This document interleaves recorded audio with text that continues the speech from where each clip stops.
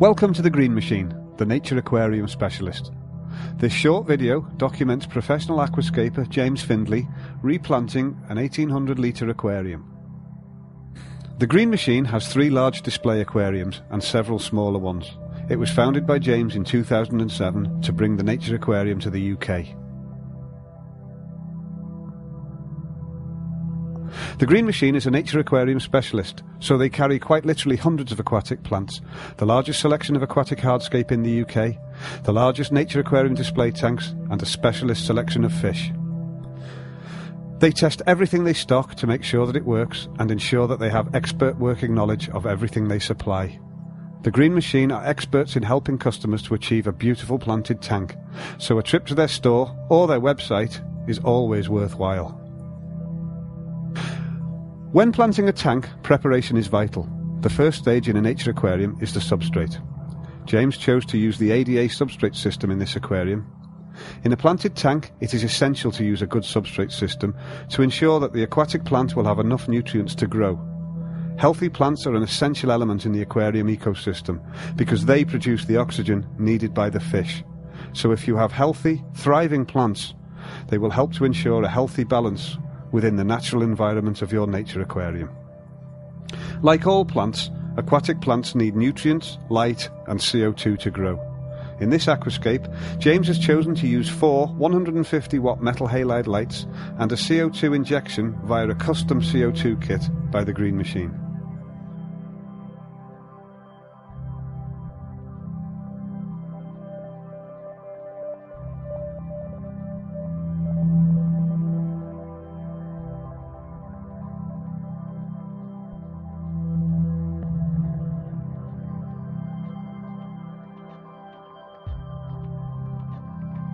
Notice how James uses a paintbrush to ensure that the substrate materials are spread evenly across the base of the aquarium. Nature aquariums of this size are quite a rarity, and working with aquariums of this size presents several challenges to the aquascaper. Fortunately, James is well practiced in the art of planting large aquariums. You can see more of his work in store or online at www.thegreenmachineonline.com. To make the task easier, James and his team use a movable scaffold to provide a more suitable working platform and access point. Because substrate is so important, James has chosen to use some substrate additives. James explains that these are not essential, but he finds that they do create a better environment that leads to enhanced plant growth and less tank maintenance as the nature aquarium develops.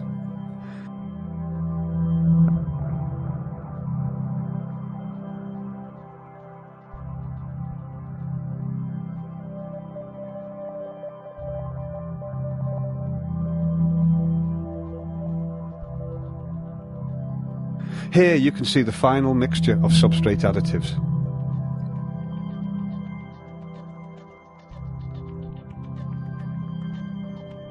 James now uses a paintbrush to move the mixture away from the edges of the aquarium into the central area where he intends to place the plants. Because James is using an island layout, he will not be planting around the edges, so there does not need to be any substrate in these areas. By removing the substrate, it allows the sand to be layered more thinly, creating a more aesthetically pleasing appearance. For more layout styles and information, please view the articles on layout in the tips and tricks section of the website at www.thegreenmachineonline.com. James now spreads the sand evenly in the areas which will not be planted in and adds some sand to create extra height in the centre. An island layout creates a central island of plants with an unplanted area around it. When it can be viewed from 360 degrees, as this aquarium can be, it is one of the most difficult layouts to perfect.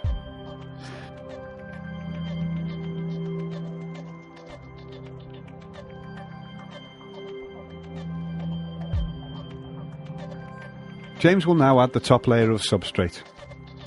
To prevent the substrate from spilling out onto the sand, he places temporary cardboard barriers around the island shape where he intends to plant. Once the cardboard is secured, James tips the substrate into the island area, making it deeper or higher in the centre.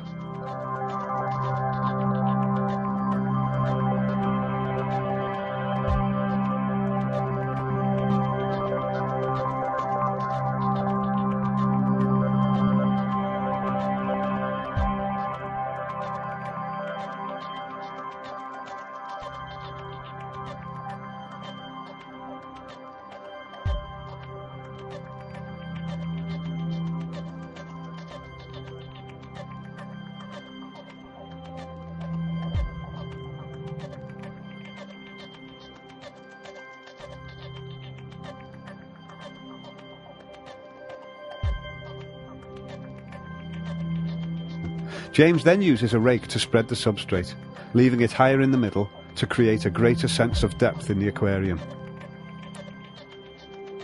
Once the substrate is completed, it is time to select the hardscape, sometimes known as layout materials. The hardscape is a very important element because it forms the bones of the aquascape. If you get the hardscape right, the rest of the aquascape will flow naturally from that.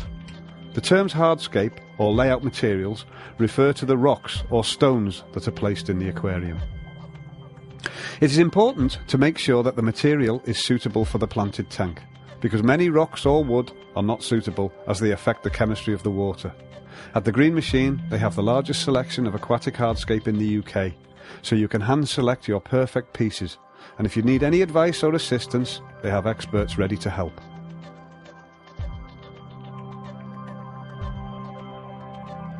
Once you have selected your hardscape, the next step is to decide on the placement of the hardscape within the aquarium. This is a vital decision and is worth taking some time over. James explains that when working with clients and customers, he often recommends that once they have placed their hardscape, they leave it for a period of 24 hours or more before progressing. James says this allows time for people to consider their placement and have a look at it with fresh eyes. James adds that in a tank of this size, it is often easier to direct the initial placement of the hardscape from outside of the aquarium to make sure that it is correct. James explains that when placing the hardscape, we are trying to recreate nature, so it is important to create a natural flow of hardscape in which each piece seems to flow naturally into the next, as though the current of a river or stream had pushed the hardscape into place over time. To help achieve this, James places the largest piece of hardscape first. This is the main piece, from which all other pieces will take their direction. Then the other pieces of hardscape are added in descending order of size or importance, with the smallest or least significant pieces added last.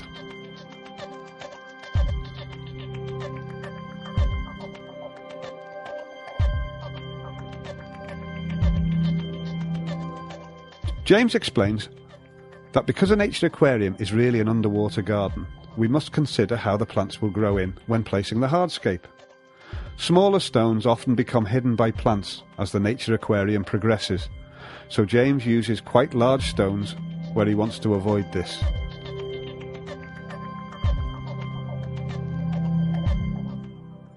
Here you can see how James takes time to manipulate the rock until it complements the natural flow of the wood, which is the main or central piece of hardscape in this layout.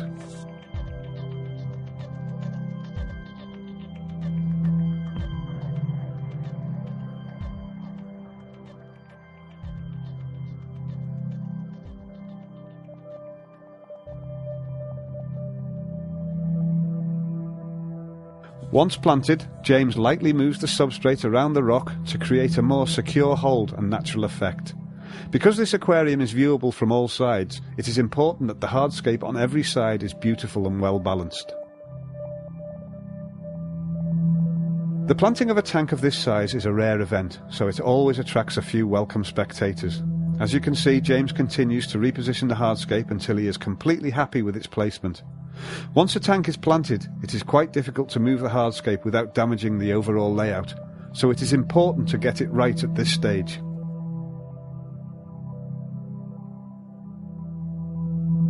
James explains that he wanted to create a bold, dramatic aquascape with a good sense of scale that would look different from each side.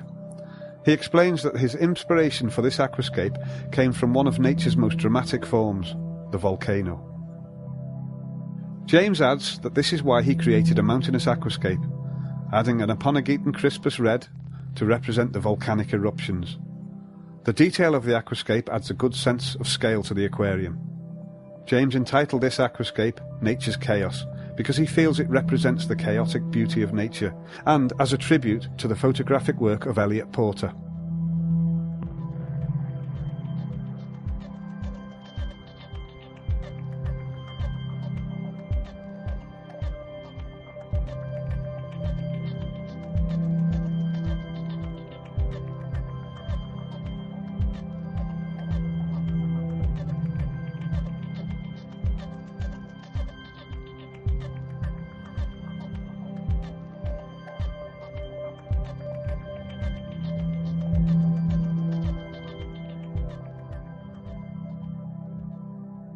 Once James is happy with the layout, he smooths the substrate with a paintbrush and then pours some more substrate over the hardscape to create a natural, more aged appearance.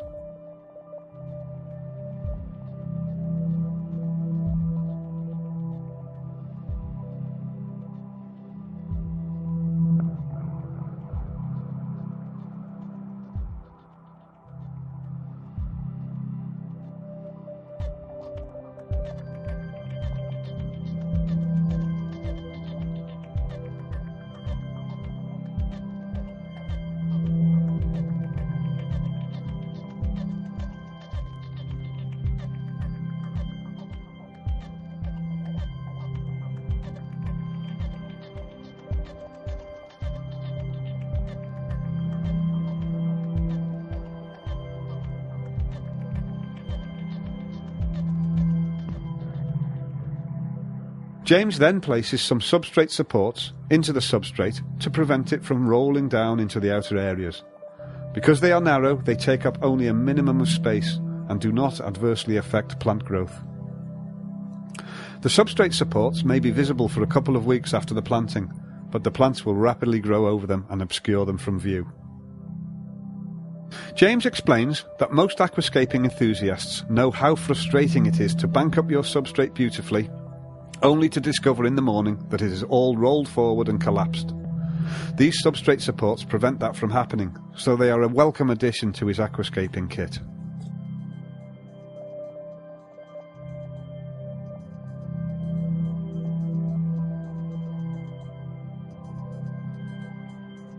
Once the substrate and hardscape layouts are completed, the next and final stage is the planting. Please note that some substrates may need to be cycled for 1 to 3 weeks before planting. Here, James is securing some Physidens fontanus onto a small piece of hardscape wood. As you can see, some good aquascaping tools are essential. Physidens fontanus is a variety of moss. James explains that he wanted to use moss in this aquascape to add a sense of age and drama to the scape. The moss is first secured to a small piece of hardscape wood. The moss comes on a wire mesh, which should be first bent into the shape of the hardscape before being secured onto it, with a suitable material that will not degrade in the water. An extra pair of hands come in very useful here.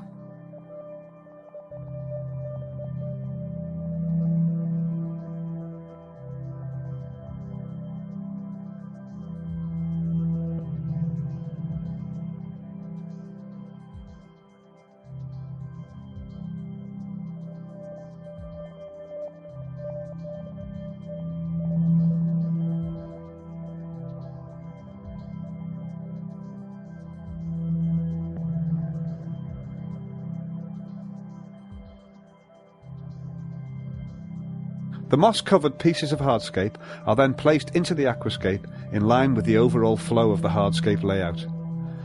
James explains that whilst these pieces may look a little odd now, the moss will eventually grow in to give a beautiful and natural appearance to the layout.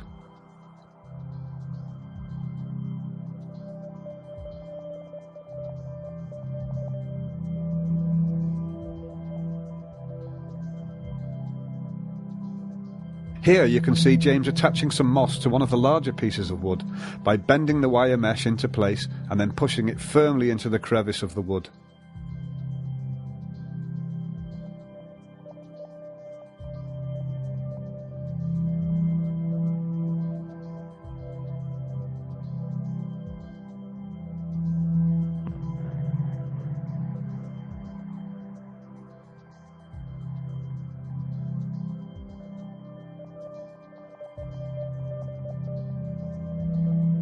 Next, James prepares the Eleocharis parvula, also known as hairgrass, for planting into the foreground. James has already separated the plants into small portions to make it easier to plant them and achieve optimum plant growth. James uses a high-quality pair of aquascaping pincets that allow the plants to be gripped firmly without damaging them. This is essential to successful planting, because the Eleocharis parvula must be inserted into the substrate firmly enough to prevent it from simply coming loose and floating up to the top.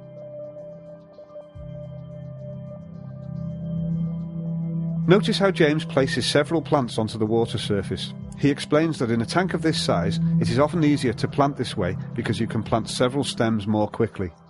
James explains that to achieve a beautiful carpet of plants, he has found it helps to plant the stems in a repeated pattern, like the shape of a number 5 on a dice. For more advice on working with carpeting plants, please view the tips and tricks section of the Green Machine's website at www.thegreenmachineonline.com.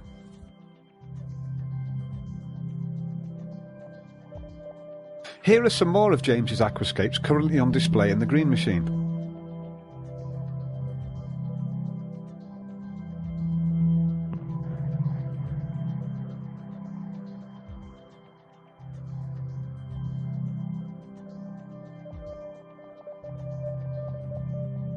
Next, James plants some Storagine repens. Again, James has separated the plants into smaller sections to make it easier to plant and to encourage optimum plant growth. James plants Storagines repens in the mid-ground of the aquarium. He explains that he wants to create a graduated effect going up the side of the mountain.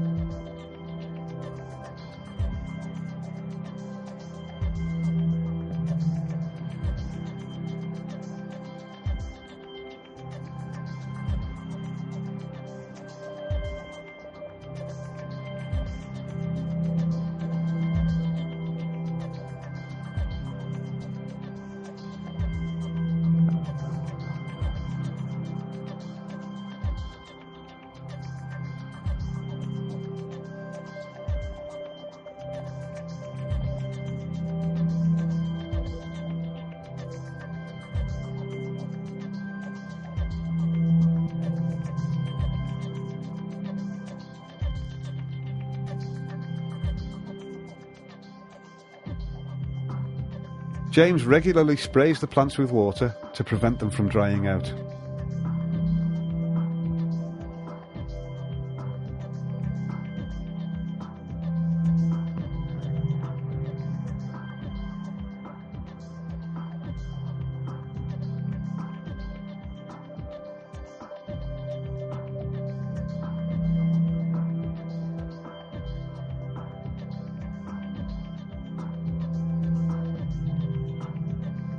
Next, James plants some Pagostemon erectus to create a taller forest-like area of plants, adding an additional element of complexity to the aquascape.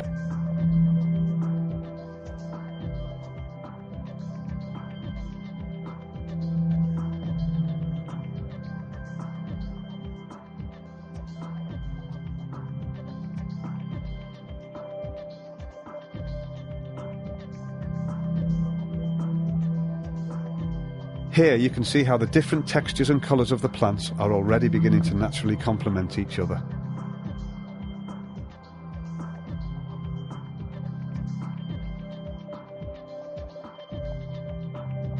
Next, James plants some Rotala Valachi. This has already been separated into small portions. James explains that the Rotala Valachi will be used to add some red hues to complement the use of Aponogeton crispus red.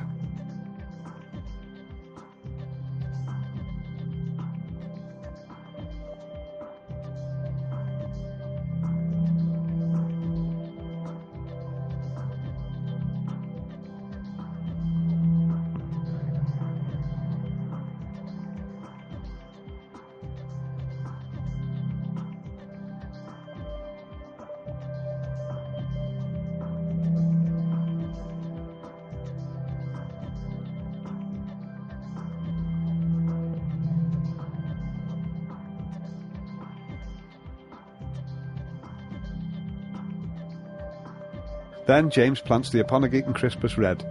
James removes the rock wool and then pushes the plant firmly into the substrate.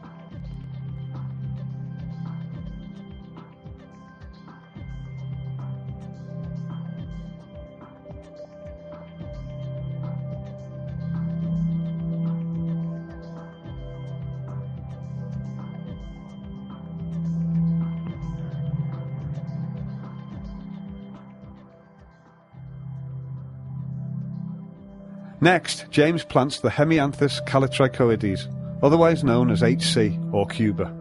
This is usually used as a carpeting plant, in which case it should be planted exactly as the Eleocharis parvula. But James explains that he will be using the Cuba differently in this aquascape. He wants it to create a hanging Garden of Babylon feel, so he leaves the rock wool on the plant and pushes it tightly into the crevice of the hardscape.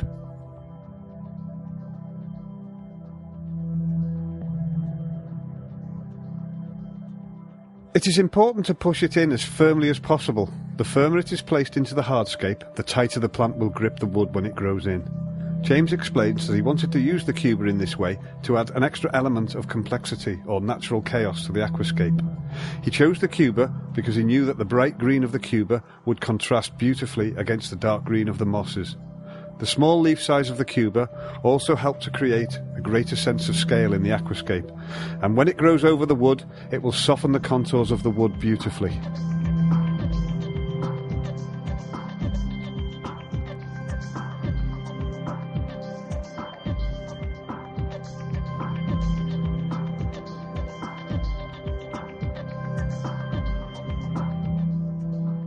Next, James adds some Blixa japonica.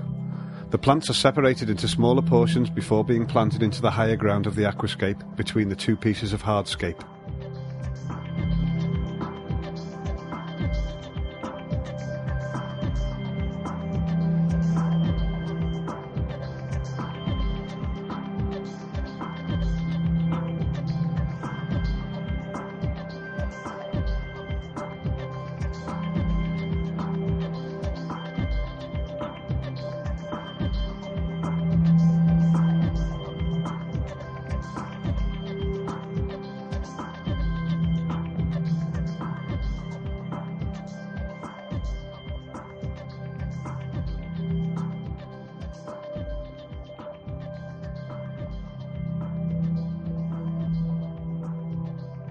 Now the planting is complete, the aquarium is filled with water and begins to come to life. As we rotate around the aquarium, you can see the importance of the 360-degree view and why it is vital that each side is perfectly balanced. That is why an island layout, viewable from 360 degrees, is one of the most challenging layouts for any aquascaper.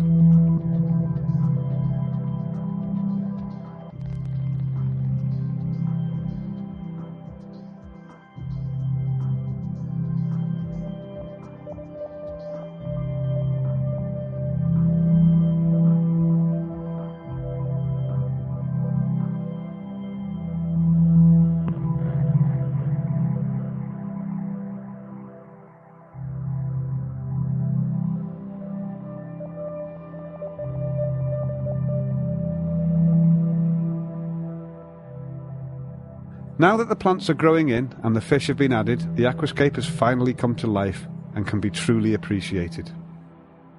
James explains that the choice of fish is very important in the nature aquarium. Because he wanted to achieve a greater sense of scale, James chose small shoaling fish and also added some Corydoras to create some movement at the bottom of the aquascape. The Green Machine are nature aquarium specialists, so they specialise in fish that are suitable for planted tanks. Primarily small shoaling fish and Corydoras.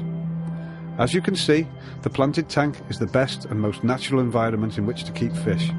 You can see the small bubbles of oxygen rising from the plants as they naturally oxygenate the water.